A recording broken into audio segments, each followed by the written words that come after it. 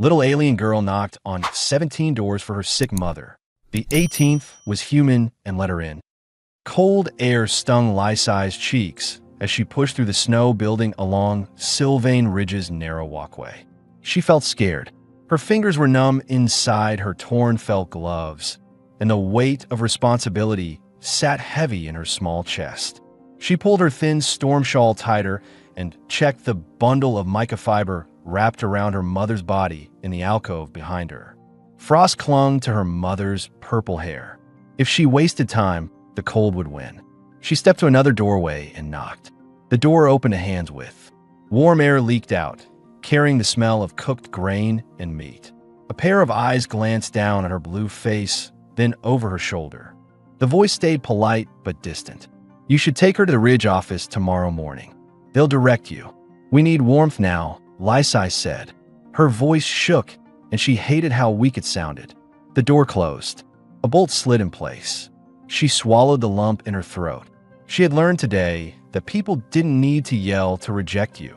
Silence and manners worked just as well. She had knocked on 17 doors. One more, she whispered to herself. Her boots, frayed at the sides, sank into the snow as she reached the 18th house. Before she raised her hand, the door opened. A human man stood under the ceiling lamp's yellow glow. Warmth drifted around him. 30-something, broad build, a thick wool coat over a gray shirt and dark trousers. Storm blue eyes that scanned in one sweep. Her trembling hands, the raw skin under her nose, the frost clinging to her hair. His posture straightened, not with shock, more like decisions locking into place. "You're freezing." "Inside," he said, firm but calm. Lysai shook her head and pointed at the alcove behind her. "My mother," she fell asleep. "She won't wake up properly." The man stepped out into the wind without hesitation. Snow hit his face and caught in his trimmed beard. He crouched beside the alcove and lifted the shawl. Ilani lay curled tight, blue skin faded to a pale shade. Long purple hair plastered wet across her neck and chest. A thin river silk slip covered her body, torn at the hip and stuck to her like a second layer of ice. Her breathing was shallow and uneven. He felt a knot form in his stomach.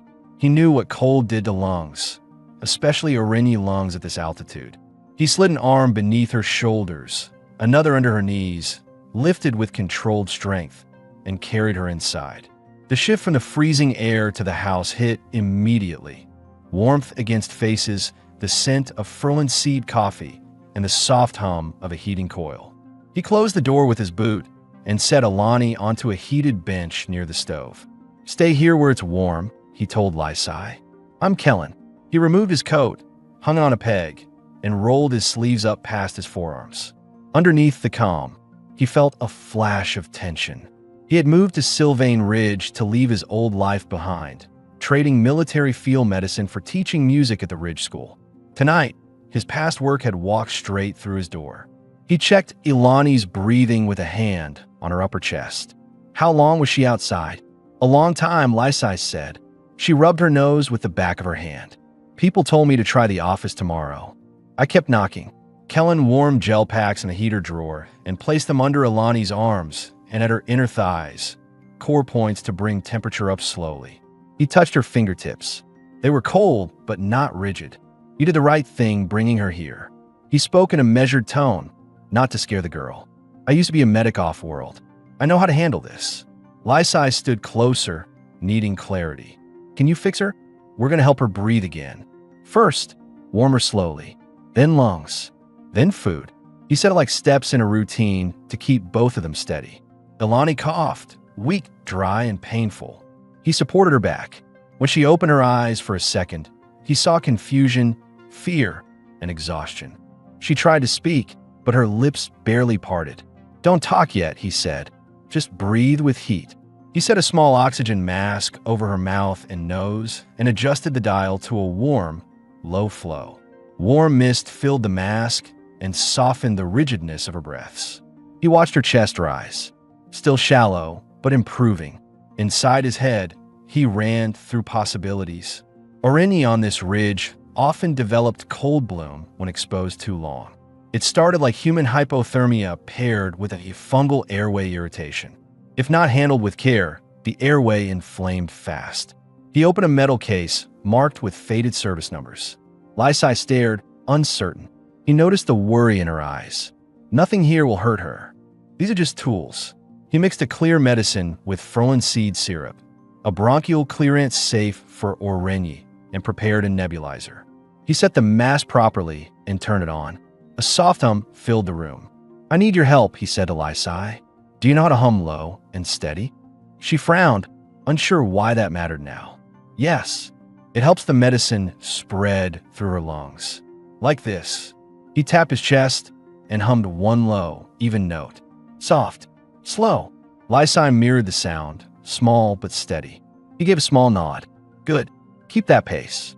He poured warm larn fruit nectar into a mug for Lysai. Her fingers wrapped around it, soaking in the heat. Outside, boots crunched on the boardwalk. Two voices carried through the wall.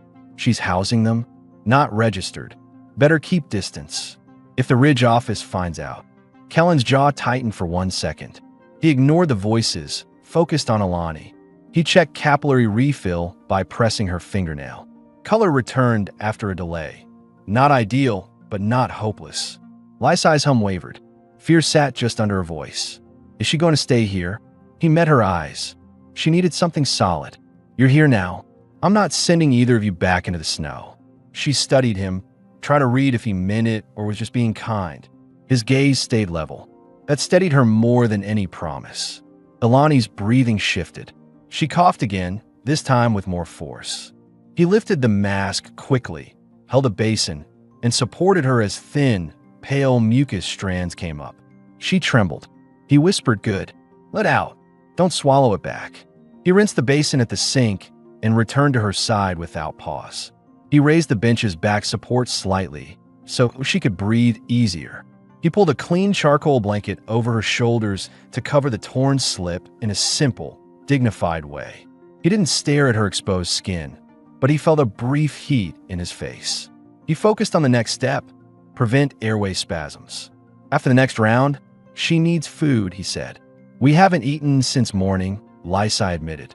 He opened a small storage cabinet and pulled out a pack of smoked ridge goat strips. Meat will help keep heat in her body. He sliced several thin pieces, placed them on a small iron pan, and set it over the stove.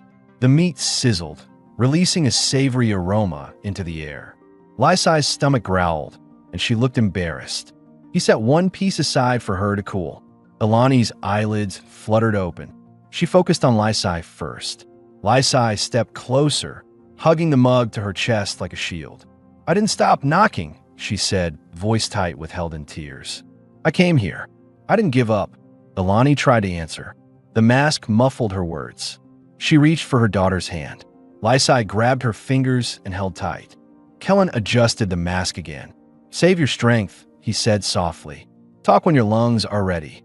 He flipped the meat once and plated small bites. He offered Lysai one. She hesitated. "My mother should eat first." "She will, but you need strength too," he said, handing the piece to her. "You walked this ridge in a storm. That takes more courage than most adults here showed today." She chewed slowly. Warm meat loosened the cold tension in her face. She stood taller. Alani's hand moved slightly, brushing Kellen's wrist. Her touch was weak, but intentional. He felt it, and for a second, he let it ground him. He had moved to Sylvain Ridge to avoid getting involved in people's emergencies again. He had wanted a quieter life, teaching music, keeping his head down. But as he looked at Lysai and Alani, he knew this choice wasn't one he would walk away from. He planned to guide this woman through recovery one step at a time. Warming, breathing, strength, independence, whether she understood it yet or not. He checked the mask seal, then looked at Lysai. "We do one more cycle. Then she eats. After that, she sleeps in warm air."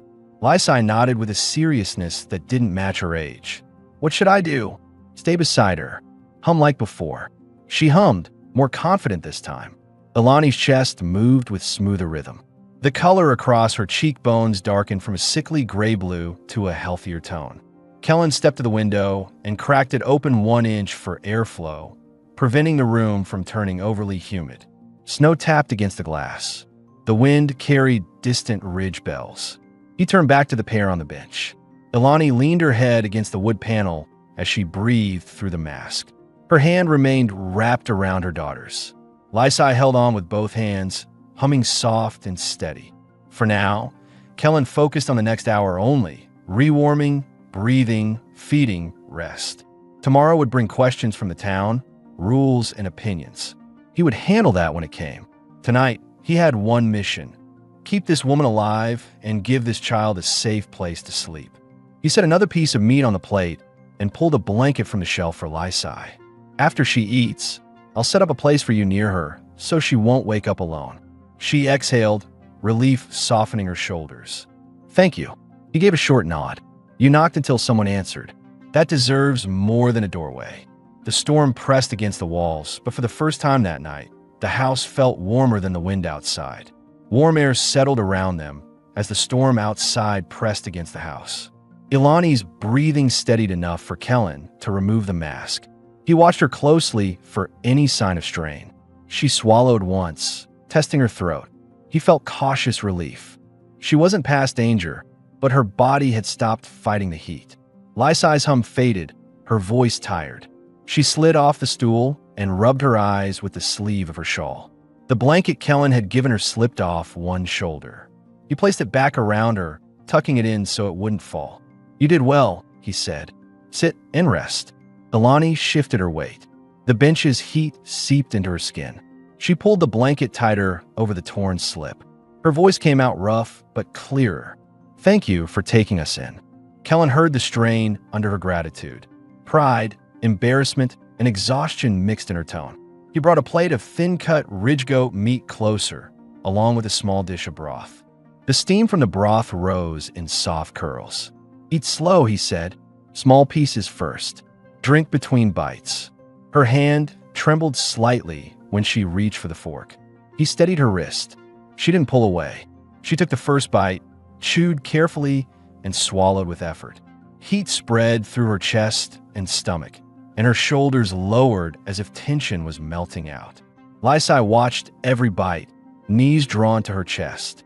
She needs more than I do, she said. You both eat, Kellen replied. Keeping you warm keeps her calm. He placed a second plate in front of Lysai, smaller, with meat slices and a piece of warm Zyron bread. She stared at the bread with hesitation. You're allowed to eat here, he said. Lysai tore off a piece, dipped it in broth, and took a bite. Her shoulders dropped at the taste. It's soft, she said through a small mouthful. Not like the dry kind they give at the Ridge office. Kellen filed that detail away. If she'd been to the Ridge office before, she knew the feeling of being processed rather than cared for. He didn't press her for more now. She was still on edge. He turned to Ilani. How long were you outside? Ilani exhaled slowly and leaned back. Since early afternoon. We came from the lower road. We were trying to reach my sister in North Hollow. The storm hit faster than the forecast. She paused to breathe. People didn't want us inside. Regulations. Winter contagion fears. Kellen nodded. The Ridge had strict seasonal illness protocols, but most used the rules as a shield to avoid responsibility. He'd heard excuses all afternoon on his way home, cold voices behind warm doors. You don't have to explain why you knocked, he said. My door was open. Her eyes met his. She saw he meant it. That eased something tight in her chest. A gust rattled the window. Kellen adjusted the room's heat 1 degree higher, then set a humidifier bowl near the stove to keep air moist without overwhelming her lungs. He worked silently for a moment, mind sorting priorities. Warm stable, airway improved, food in, next cycle due soon. He planned to teach her how to manage her recovery step by step, so she wouldn't depend on him longer than necessary. He handed her a cup of warm mineral water. She drank, hands wrapped around the ceramic for heat. The river silk slip she wore clung cold against her back. He noticed her discomfort. I have clean clothes that'll be warmer than that slip, he said. If you're steady enough, I'll help you change after the next treatment. Ilani paused. Wearing a stranger's clothes felt vulnerable, but the cold fabric on her skin made her shiver. Yes, she said. Thank you. Lysai leaned against the bench, eyelids heavy. Can I sleep here next to her? Kellen spread a thick mat on the floor and placed a second blanket over it. "Right here," he said, close enough to touch her hand. Lysai laid down immediately, curling under the blanket. Her small fingers reached up until they found Ilani's. She relaxed once her mother's thumb moved over her knuckle. Kellen cleaned the nebulizer bowl for the next cycle. As he worked, Ilani studied him. His movements were methodical, precise, too practiced to belong to a simple teacher. She caught a faint scar on his forearm when his sleeve slid, thin and clean, the kind left by surgical tools or field stitching. It confirmed what he claimed. Military medic, real field experience, not a volunteer course. "You left service?" she asked quietly. He didn't look up from the equipment. "I finished my contract 2 years ago. Came here to teach and stay out of emergency rooms. I wanted quiet. You didn't get it tonight." He smirked once, short. "No, but I'm not sorry you knocked." He returned to her side. "Ready for the next cycle?" She straightened slightly. "I can manage." He held the mask as she adjusted it herself, slow but deliberate. She hummed low, imitating Lysai's earlier tone. Her voice cracked. He kept his hand near, not touching, just ready. "Like this," he said, humming low. She matched him with more control. The sound filled the small room in a steady rhythm. Lysai listened half asleep, comforted by the familiar pattern. When the cycle ended, he removed the mask. Ilani's chest moved more freely, her breaths deeper. Her color improved across her cheekbones and neck. "You're responding well," he said. "That's a good sign." She nodded once. Fatigue pulled down her features. "Thank you. Kellen, you're not safe to sleep without supervision yet. I'll stay awake for the first half of the night to monitor your breathing. I'll rest after you stabilize." "Why?" The question slipped out, soft but genuine. "You owe us nothing." Kellen sat on the edge of the bench, elbows on his knees. He spoke simply. "If my sister and niece were out there tonight, I'd pray someone opened their door." Ilani's throat tightened at the mention of family. Her voice lowered. "We didn't come here to beg. My sister was supposed to meet us with transport papers. They never arrived." Kellen absorbed that. It explained the travel. It explained the exhaustion on the girl's face. "We'll figure the rest out when you're strong." He prepared a final cup of warm lar nectar for her. When she finished it, her eyelids dipped. He eased her back against a pillow and adjusted the blanket to cover her shoulders. "Sleep," he said. "If your chest tightens or you feel cold, tell me." She watched him for a moment, studying the calm in his posture. Trust came slowly, but she felt it starting. "Good night, Kellen." He lowered his voice. "Rest now, Ilani." Within minutes, her breathing settled into a steady rhythm. Lysai slept on the mat, her small hand still holding her mother's. Kellen sat in the chair near them, alert, sleeves rolled, medkit beside his boot. He kept his eyes on their breathing, listening for any change. He didn't expect to sleep much, but he didn't resent it. He had chosen to open the door. He would see this through. Morning light crept across the floor in a thin band, turning the steam from the humidifier into a soft haze. Kellen stretched his shoulders, feeling the stiffness from a night in the chair. He had stayed awake, checking Ilani's breathing every half hour. She hadn't dipped into dangerous territory again, and that eased a tight weight in his chest. Fatigue sat behind his eyes, but his mind stayed clear. Ilani shifted under the blanket. Her eyelids opened slowly. She scanned the unfamiliar room, then focused on her daughter curled on the mat beside her. Relief hit her first. Lysai's small hand still held hers, fingers locked even in sleep. Ilani exhaled, quiet and steady. Kellen moved into her line of sight. "Morning. How's your chest?" She tested a breath. Less resistance, less sting. "Better." Her voice was rough but controlled. "You didn't sleep. I rested enough." He drank from a cup of strong seed coffee he'd reheated. "How's your temperature? Still cold anywhere?" "My back," she admitted. "And my feet." He nodded. "We'll fix that." He knelt beside Lysai and gently shook her shoulder. "Wake up slowly. Breakfast is coming." Lysai opened one eye. Her hair stuck out in flattened patches from sleep. "Still here," she whispered, as if checking the night hadn't been a dream. "You're both here," he said, "and you're staying until she's well enough to walk on her own." Lysai sat up and rubbed her face. The blanket slid down, showing the wrinkled storm shawl she still wore. Is she better for real, or just a little better? She's better for real, Kellen said. But we continue the treatment through the day. He set water to boil and sliced a dark loaf of ridge grain bread. He fried thin strips of ridge goat in a pan, the fat crackling, spreading a rich smell across the kitchen. He added a handful of crushed herb salt. Ilani's stomach reacted with a small, involuntary clench. He caught the movement. "You'll eat again," he said. "More than last night, but still small portions." She pulled the blanket closer around her shoulders. The river silk slip clung uncomfortably. She adjusted the neckline, self-conscious about her clothing. Kellen noticed. "I have clothes ready," he said. "Warm ones. When you finish eating, I'll help you change and check your lungs again." Ilani hesitated. "I don't want to impose." "You're not." He set plates down. "Eat." He handed Lysai a piece of bread with a smear of herbed fat from the pan. Lysai bit into it, eyes widening.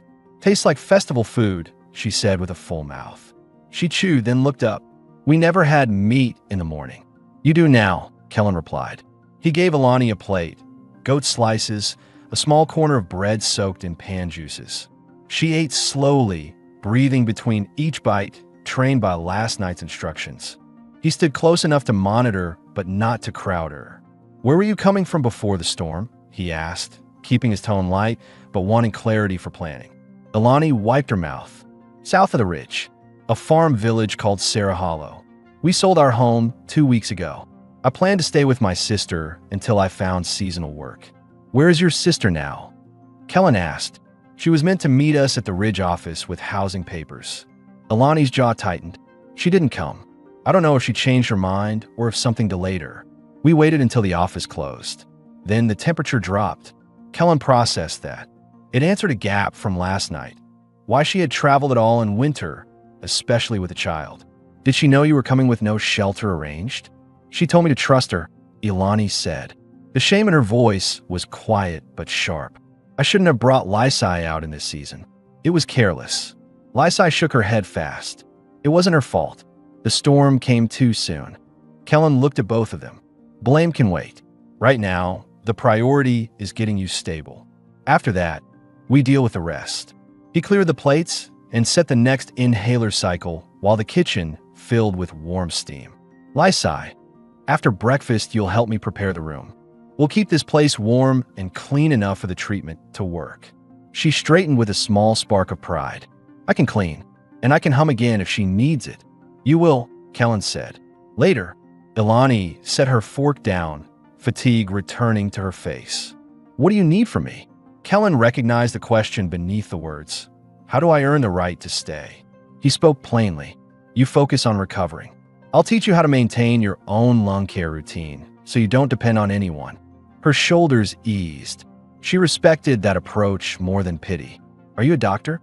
Lysai asked, watching him load medicine into the nebulizer. "No. Field medic," he said. "I handled evacuations, emergency care, and stabilization. I left that life. Teaching was supposed to be simpler." "But you still know how to fix people," Lysai said. "I know how to get people through a bad night," he corrected gently. He turned to Ilani. "Ready?" She adjusted her posture, pulling the blanket aside enough for him to set the mask properly. As she inhaled, she tried the low hum again. It came out steadier than last night. Kellen felt a flicker of approval, but kept his face neutral so she wouldn't overexert to impress him. Halfway through the cycle, she broke the hum to ask a thin question. "How long will this last?" "You'll feel almost normal in a day or two," Kellen said. "Full strength will take a week. No cold air until I'm sure the bloom is gone." She nodded, eyelids heavy. She trusted the timeline because he said it without doubt.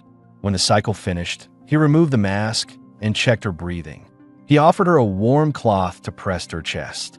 "Good progress. You'll stand today. Not long, but enough to keep your muscles awake." He stepped back, studying her overall condition. Pale, but responsive. Voice present. Coordination returning. He planned the next steps. A wash, clean clothes, light mobility, a midday meal with broth and protein. He gathered the clothes from last night. A long charcoal shirt, soft inside from wear, and a slate wrap skirt. He set them beside her. I'll step out while you change. Take your time. Call if you feel dizzy. Ilani ran her fingers across the fabric. It was simple but warm. She swallowed, touched by the quiet dignity of being offered something clean without strings attached. Kellen helped Lysai roll the mat and reposition blankets, both of them moving in a natural rhythm now. The girl spoke without looking up, voice low. Are we in trouble because we stayed here with you? People outside were talking last night. They can talk, Kellen said. There's no rule that says I can't let someone in during a storm. Even Arenyi? Lysai asked. Yes. His tone left no room for doubt. Lysai nodded, reassured. She tied her storm shawl into a neater knot. Are you going to work today? Not leaving either of you alone, he said. I'll send a message to the school. Someone else will cover the class. She seemed surprised. Will you get in trouble? Maybe. Worth it. Ilani's voice came from behind the curtain he'd pulled for privacy. We won't stay longer than necessary. Kellen answered without hesitation. You'll stay until you're steady on your own feet and can breathe in cold air without risking collapse. That's the line. He meant it. Ilani heard it. And for the first time since knocking on that door, she believed they weren't temporary guests waiting to be pushed out. She stepped out from behind the curtain, now in Kellen's clean clothes. The shirt hung low on her shoulders and covered her thighs, belted at the waist to stay in place. The skirt wrapped securely.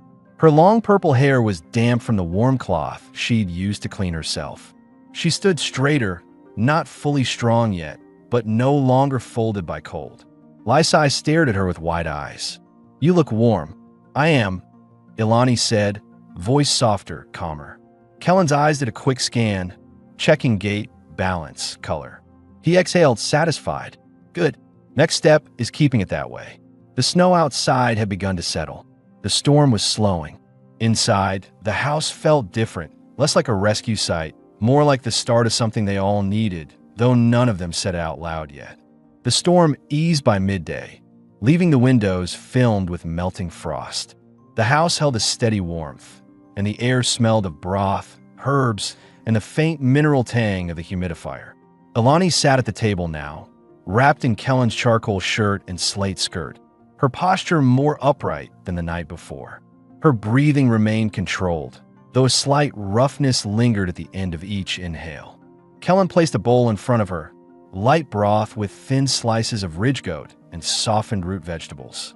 Eat half first, he said. If it settles well, you finish the rest. Ilani lifted a spoon. The warmth against her lips made her eyes close briefly. It tastes clean, she said. Not heavy. Cold lungs need gentle food, Kellen replied. Lysai sat opposite her, swinging her legs under the chair. She dipped her bread into her own bowl, eyes darting between them. Are we staying all day again? Kellen looked at her directly. Yes. Your mother isn't ready for the cold air outside. He didn't soften it with false hope. Ilani held the spoon midair. We don't want to cause trouble with your neighbors. People talk. They talked already, he said. They'll forget when the next thing distracts them. Lysai frowned. Do they not like Arenyi here? Kellen rinsed a ladle in the sink, choosing his words. Some don't like anything that asks them to care. It's easier for them that way. Lysai chewed slowly. Mom said the ridge was safe. It is, Kellen said. Safe doesn't always mean welcoming. Ilani lowered her gaze at that. She had believed the ridge would be a fresh start.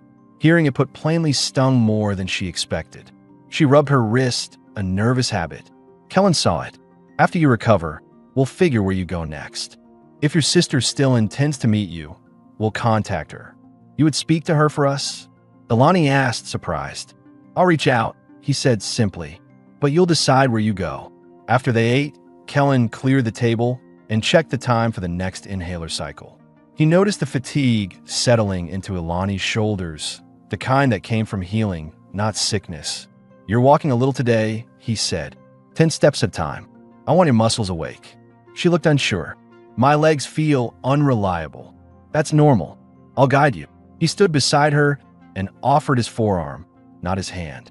She appreciated the respect of it. She pushed up from the chair, unsteady at first. Her bare feet touched the floor.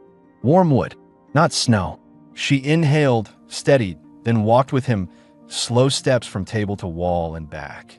Her balance improved by the second round. Lysai clapped her hands once. She walked 2 times. That's better than last night. Last night, she was a blanket. Ilani managed a small laugh. The sound tired her, but it felt good. She brushed a strand of purple hair behind her ear, and the movement revealed faint discoloration along her collarbone, cold bruise pattern from exposure. Kellen noticed and made a mental note to check skin circulation later. She sank back into the chair carefully. "My sister's name is Murray," she said, voice quiet. "She told me she had room.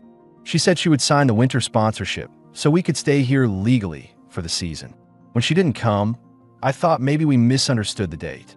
Kellen placed a mug of warm tea in front of her. "Could be a mix-up. Could be something else. I'll message the Ridge office and see if she checked in at all. She didn't want me staying with a human," Ilani admitted. Her husband disapproves. He believes Orini should stay with our own kind. Kellen raised an eyebrow. "He sounds exhausting."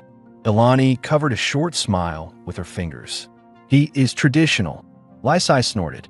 "Last time we visited, he said I should speak like a proper girl. I told him I speak like me."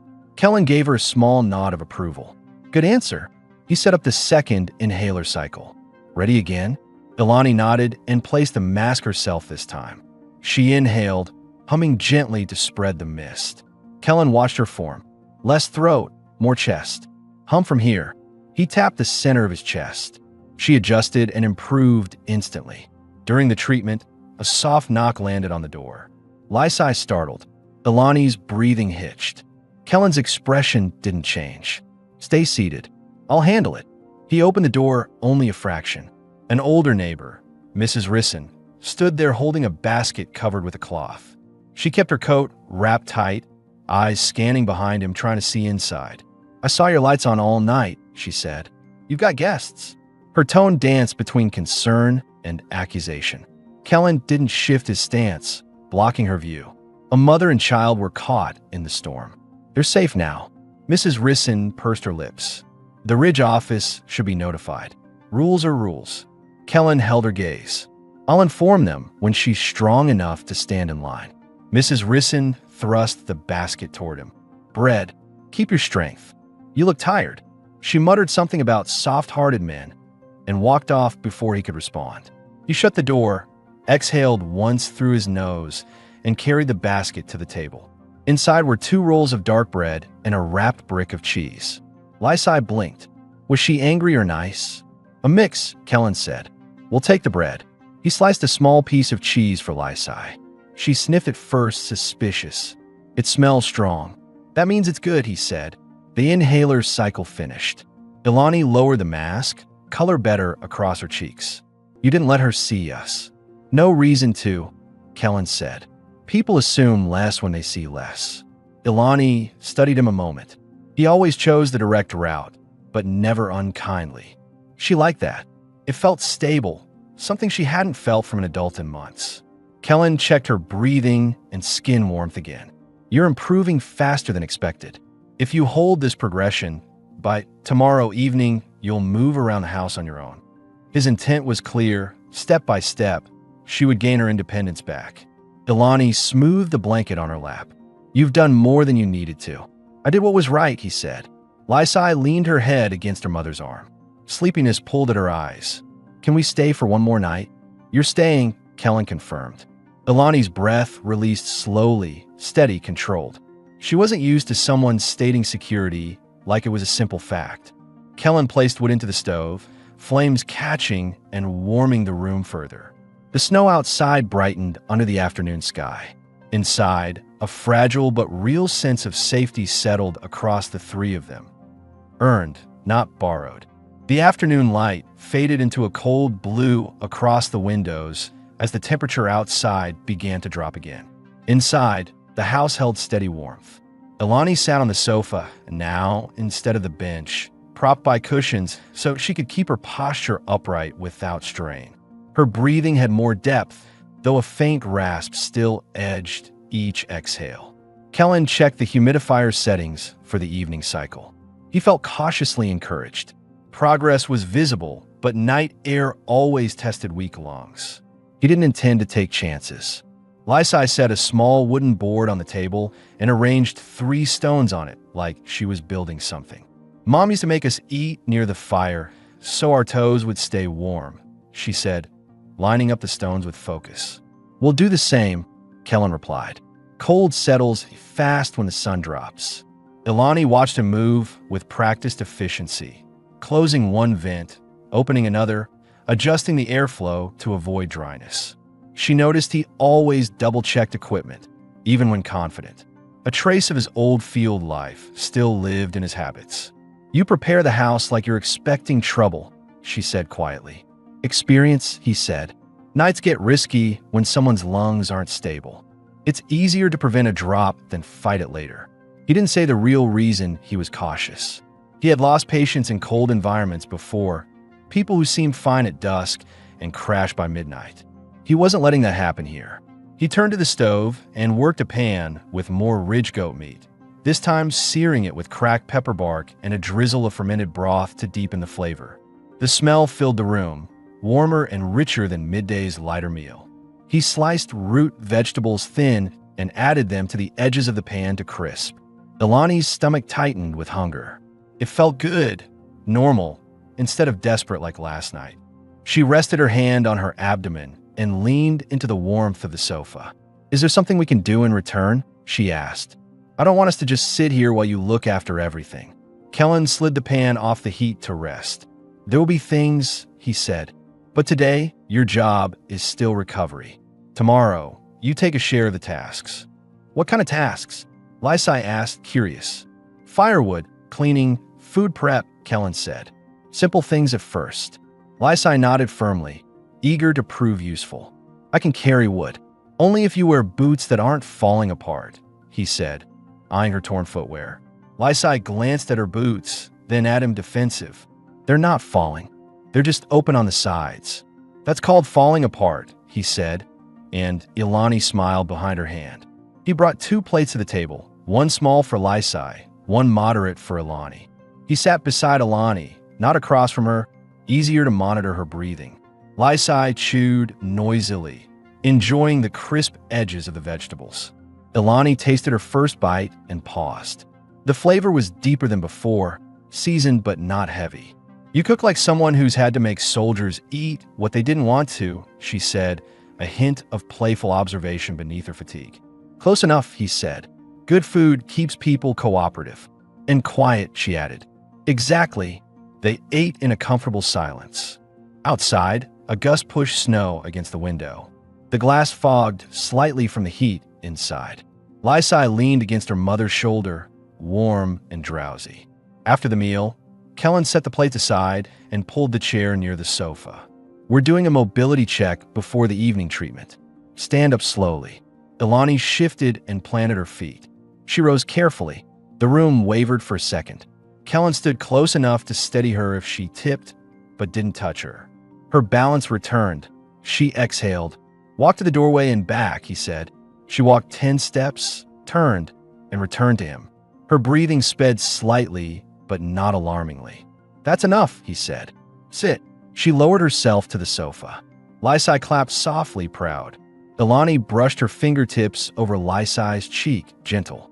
I'm not a blanket tonight, she murmured. Kellen prepared the nebulizer again, adjusting the dose. This will be the last treatment of the day.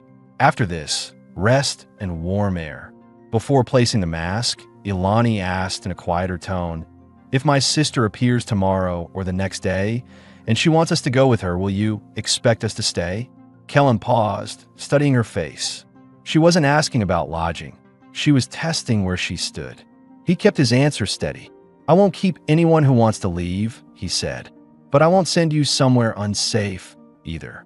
You'll choose when you're strong enough to make a real choice. Something softened in her expression. Not relief, but respect. He wasn't trying to own the decision for her. He placed the mask over her face. Breathe and hum. She inhaled, humming low. Lysai hummed with her, slightly off-key, but determined. The room filled with the soft rhythm again, a sound that had become oddly comforting. When the cycle ended, Kellen checked Ilani's pulse, temperature, and lung sound. No tightness. He felt the tension leave his shoulders. You're stable for the night, he said. I'll sleep on the sofa nearby in case anything shifts. Ilani tilted her head slightly. You could sleep in your bed. I won't be across the house if something changes, he said. This is fine. Lysai stood. I can sleep on a mat again. You can sleep on the sofa with your mother tonight, Kellen said. The warmth helps both of you. Lysai lit up. She crawled onto the sofa and curled into Ilani's side. Ilani tucked the blanket around them both. Kellen draped an extra cover across them, thicker, layered wool. He sat in the chair again, blankets ready, medkit nearby. He wasn't as tense as last night. He knew the warning signs now, and she had passed the first critical hurdle. As the wind pressed against the walls, Ilani's voice came softly in the dim light. You left your old life to avoid nights like this. He kept his gaze on the window's frost edge. Maybe I did, and yet here we are. He looked at her then, meeting her tired but clear eyes. Here we are. No further words were needed. The room warmed with quiet breathing and the steady crackle of the stove, and for the first time since they arrived, the night didn't feel like something to survive. It felt like a step forward. A pale winter sunrise pushed soft light across the floorboards, turning the living area into muted shades of gray and amber. The house was quiet except for the low crackle of the stove and the slow, even breaths of the two figures curled on the sofa. At some point in the night, Lysai's small foot had wedged under her mother's leg, and Ilani's arm held her close, protective even in sleep. Kellen woke in the chair. A blanket half slipped from his shoulder. His neck ached from the angle, but the moment he heard Ilani's breathing, smooth without that sharp hitch, tension eased out of him. He stretched once, slow, and rolled his shoulders until the stiffness loosened. It was the first morning since they arrived where he didn't check her lungs before anything else. Lysai stirred first. She blinked at the room, disoriented, then turned and studied him. Her voice came out low. You stayed awake again? He shook his head. I slept part of the night. Your mother stayed stable. He stood, folded his blanket, and carried it to the storage bench. You hungry? Yes, she said instantly, then looked at her mother as if the answer had to include her too. She will be too. Ilani woke slowly, eyes adjusting. She stretched her hand along her chest, testing for pain. The soreness was mild. She sat up with more control than yesterday. Color touched her cheeks. Good morning. Morning. How's your throat? Kellen asked. A little raw, she admitted, but breathing feels easier. He nodded once, satisfied. That's the direction we want. He set water to boil and laid thin ridge goat strips in the pan, but this time added a handful of dried orange peel fragments, citrus from the lowlands that cut through morning heaviness. The smell rose bright and clean. He sliced 2 eggs into the pan to cook in the meat juices, then toasted small squares of bread near the stove flame. Lysai sat at the table, chin propped in her hands. Are we allowed to go outside today? Not far, just to stand on the step. Kellen considered it. Fresh air would lift their mood, but cold air hitting weak lungs could undo progress. You could go out for 1 minute. Bundled. No running.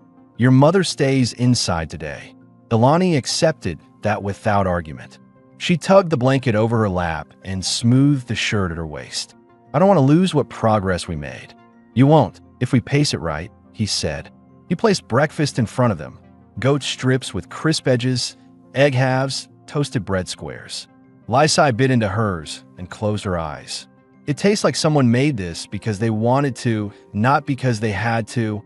Kellen didn't comment, but the line sat with him longer than expected. He served Ilani smaller portions again. When she finished, he poured her a cup of warm mint grain tea to soothe her throat. I should send a message to the school, he said while wiping his hands. Let them know I'm taking another day. You don't need to stay with us every hour, Ilani said. We won't break. Recovery isn't a straight line, he said. One setback tonight would put you back to where we started. Better to keep a close watch one more day. He didn't mention the other reason he wasn't leaving them alone. People in the Ridge like to report unapproved situations. He wasn't giving anyone an opportunity to claim neglect or misuse of winter shelter rules.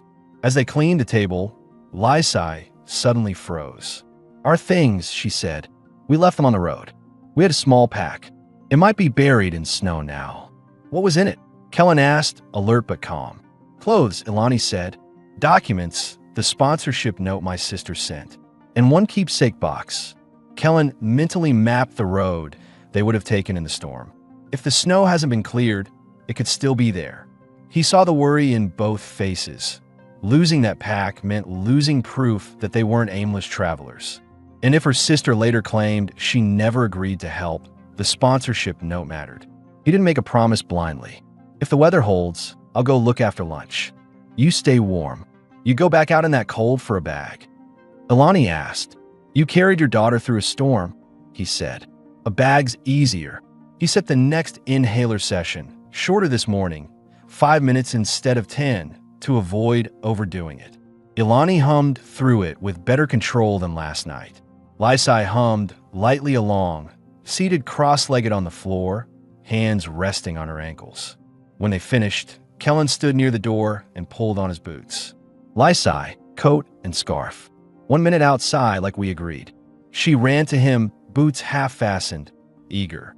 He tightened them properly for her, double knot, tucking laces in so snow wouldn't soak them. He placed his heavy coat around her shoulders and opened the door. Cold air rushed in. Lysai stepped onto the porch and lifted her face to the sun. Snow covered the ridge in bright sheets. Icicles hung from roof edges like clear spears. She took a steady breath and released it in a cloudy puff. It doesn't hurt to breathe out here, she whispered, surprised. That's because you're healthy, Kellen said. Your mother needs more time before trying this. Inside, Ilani watched from the sofa. She wanted to stand there with her daughter, feel air that wasn't stale or medicated, but her chest wasn't ready for that test yet. Patience pulled at her. Kellen brought Lysai back inside after a minute. Her cheeks were flushed from cold, but her eyes were bright. She shook her hands as if shaking off snow. It felt like waking up. Ilani cupped Lysai's face gently. Good. Almost got sunlight today. Kellen closed the door, resealed the draft cloth, and hung his coat. He noticed a detail he had skipped mentioning. Ilani hadn't coughed once during the entire morning routine. He saw strength returning, not in leaps, but in small, solid steps. He planned to keep the pace. He set another piece of wood into the stove, then turned to both of them. After lunch, I'll go find your pack. If it's where I think it is, I'll bring back everything you had. Lysai bit her lip. Be careful. The ridge road is slippery. I know how to walk on ice, he said, adjusting his gloves. Besides, I've got a reason to come back. The comment landed without flirtation, just truth. Ilani held his gaze for a second longer than she intended. Something warm settled behind her ribs, different from the heat of recovery. She wasn't sure she should feel it, but she didn't push it away. He planned each next step for her with the same discipline he once used for soldiers, but with a gentleness he hadn't allowed himself back then. And she felt safer because of it, even if she didn't fully understand why. As he prepared for the trip, he checked the lock on his medkit, tested the grip of his boots, and eyed the slope outside through the frosted glass. He wasn't leaving them long, but the walk stirred old instincts he hadn't used since he left fieldwork behind. He was stepping back into the cold for them, and he didn't resent it.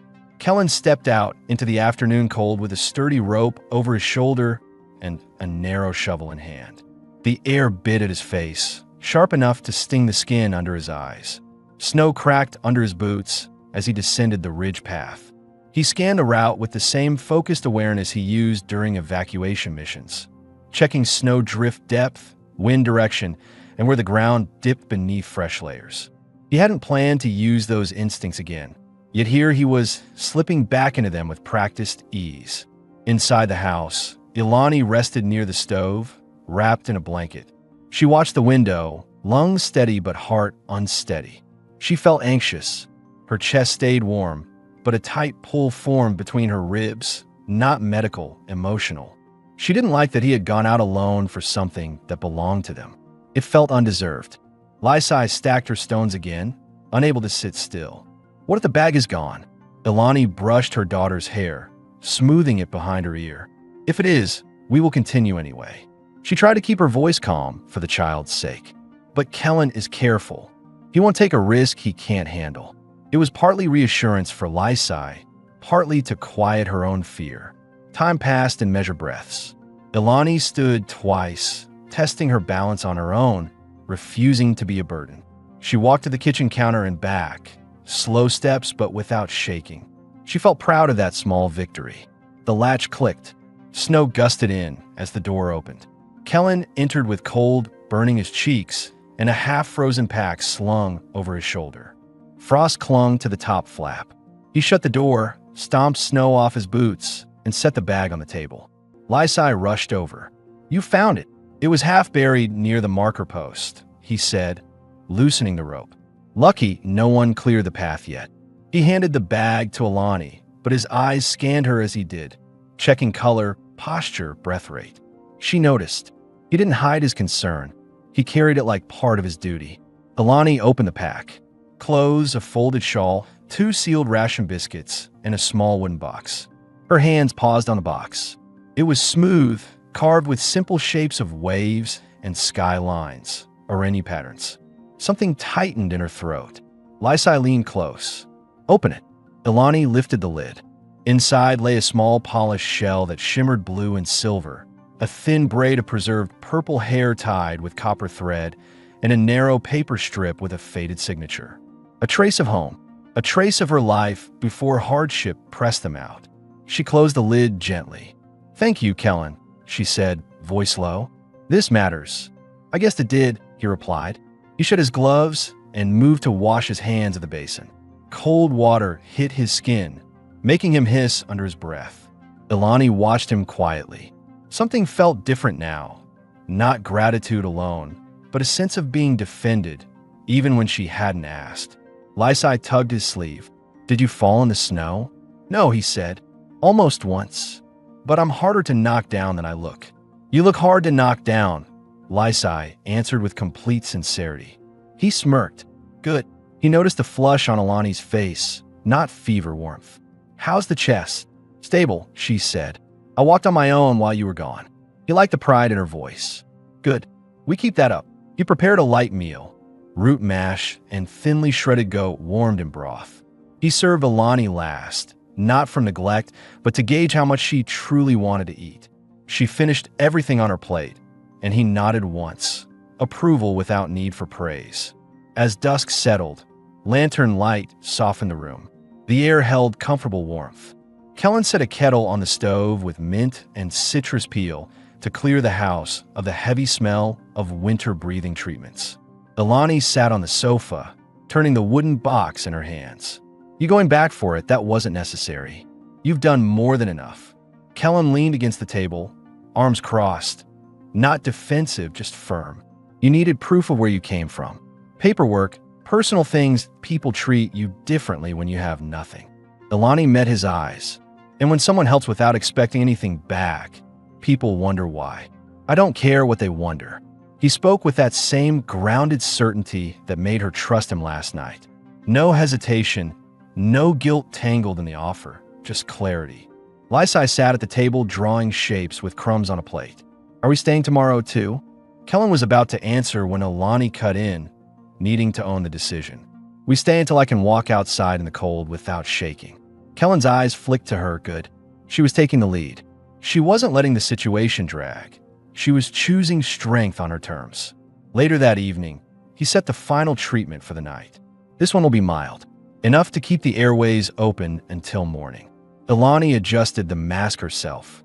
She hummed without being told. Her voice carried more confidence. When the cycle ended, she removed the mask and rested back. Kellen considered his next step, then spoke with quiet care. "Tomorrow, if you continue like this, I'll let you stand at the door for one breath of outside air. Not longer." The offer wasn't about air. It was about freedom, progress, dignity. Ilani held his gaze. She felt an unfamiliar pull toward him. Not dependency, something else. Respect sharpened by a warmth she hadn't expected to feel for a human stranger. Lysai settled under a blanket, half asleep. "Kellen," she mumbled. "Yes. When Mom is better, will you still talk to us like this?" He looked at her. Exactly like this. A small smile softened her face as she drifted off. Kellen dimmed the lantern and took his place in the chair again. Ilani watched him for a second before sleep pulled at her too. You don't have to stay awake, she said softly. I won't. He leaned back. But I'll be here if anything changes. This time, she believed him, not because of the words, but because of everything he had already done. The house fell quiet. Snow shifted outside. Warmth held inside. And the space between them, once driven by crisis, now held something else, the first signs of belonging. Morning broke with a clearer sky than any previous day. Sunlight reflected off the snow outside, throwing soft white light across the room. The house was warm, the air easier to breathe, and for the first time since they arrived, the atmosphere didn't feel like a sick room. It felt lived in. Kellen stood at the stove, sleeves rolled up, whisking a small pot of grain batter with herbs mixed through. He planned a solid breakfast, something that would fuel Ilani's body, not strain it. He added strips of smoked ridge goat to the pan to crisp, letting the savory scent drift into the room. Ilani woke before Lysai. She sat up carefully, testing her lungs. The breath sank deep without resistance. No tightness, no sting. Relief hit fast, almost dizzying. She placed a hand on her chest, exhaling a slow, steady breath. Her body felt like hers again. Kellen noticed as soon as she sat up. He watched her for a full inhale and exhale before he spoke. How does it feel? Like my lungs are mine again, she said. Her voice held no rasp for the first time. I can breathe without thinking about it. Good. We'll still do one last light cycle later, but you've cleared the dangerous phase. Lysai stirred, hair a wild mess, yawning loudly as she sat up. Can we stand outside together today? Kellen set plates on the table. If your mother handles the morning test, yes. They ate together, warm grain batter with herb meat and citrus peel. Lysai smeared her portion across her bread, licking her fingers.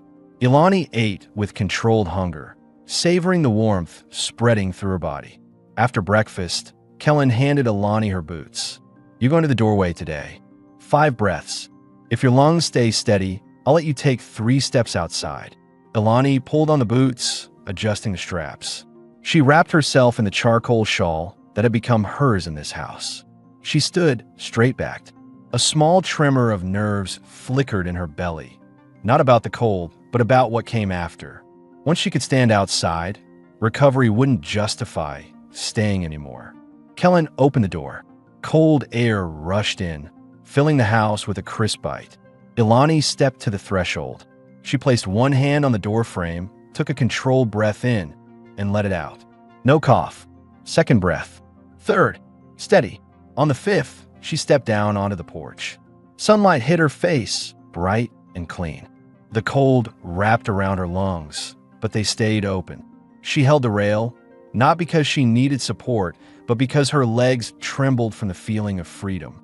Lysai hugged her waist from the side, cheering through a wide grin. Kellen watched with quiet authority, arms crossed. You're clear. Ilani turned to him, breath visible in the air. I didn't think I'd feel this again. I thought last night in the snow might have been the end of it. It wasn't, he said. You pushed through. They stepped back inside. Warmth welcomed them. Lysai rushed to spread blankets on the floor to warm their feet. Kellen prepared a very light nebulizer session. No medicine this time, only warm hydration steam. This is the closing treatment. Not because you're weak, because I want your lungs fully sealed against relapse. Ilani placed the mask and hummed without needing guidance. Lysai hummed along in a softer tone, matching her. When the session ended, Kellen stored the equipment away, methodical but slower than before. That case had been open every few hours since they arrived. Closing it felt final. Ilani's hands rested on her knees. If I hadn't knocked on your door. You did, he said, cutting off the need to imagine the alternative. Silence settled. Not heavy, but full of unspoken things. Lysai looked between them, sensing the shift. Ilani rested one hand on the wooden box recovered yesterday. We need to decide what happens next. Yes, Kellen said. And this time, you're deciding when you're not desperate. She appreciated that. He didn't treat her like someone to rescue. He treated her like someone regaining control. I can contact your sister, he offered, but not if it puts you back into a situation that leaves you outside another door. Ilani hesitated, fingers tracing the grain of the box. Murray's home wouldn't be stable for us. Her husband made that clear last time. I trusted she'd change her mind, but you don't owe them a second attempt, Kellen said. Lysai spoke up, voice small but certain. I don't want to go where we aren't wanted again. That line hit Ilani harder than anything else. She closed the box gently. Decision made. Kellen didn't smile. He simply nodded once, receiving the choice with respect, not triumph. You can stay here through the winter, he said. No conditions. You help with the house. You keep your independence. You don't owe me anything for shelter. Ilani met his eyes. And after winter, that's a decision we make later, he said. Not today. Lysai exhaled in relief and leaned into her mother. The tension that had hung between survival and uncertainty finally loosened. Ilani stood, walked toward Kellen with steady steps, and spoke without wavering. You gave us more than warmth. You gave us dignity back. You opened your door without asking for a reason. That doesn't happen often. I didn't do it for a reward, he said. I know, she replied. That's why it matters. She lifted her wrist slightly, not as a request, not as a plea, but as a quiet gesture of gratitude and acknowledgement. Not a bond ritual, not yet, but something with meaning behind it. He understood. She wasn't offering herself, just trust. Kellen stepped closer and rested 2 fingers against her wrist, accepting the gesture without claiming more. You're safe here. Lysai ran to the door again. Can we make the house smell like good food tonight? Not medicine food. Real food. Kellen ruffled her hair. Yes. Tonight we cook something that isn't for survival. Tonight we eat because we choose to. Ilani felt warmth rise in her chest. Not steam, not recovery, but belonging. It startled her, but she didn't shut it out. As evening settled, Kellen added more wood to the stove. Snow glittered outside under a calm sky. Inside, 3 people moved around the room with a rhythm that felt natural. No longer strangers, not yet a family with titles, but something forming in the space between. Not obligation, choice. The door that had once been just a barrier in a storm was now a home they stepped into together.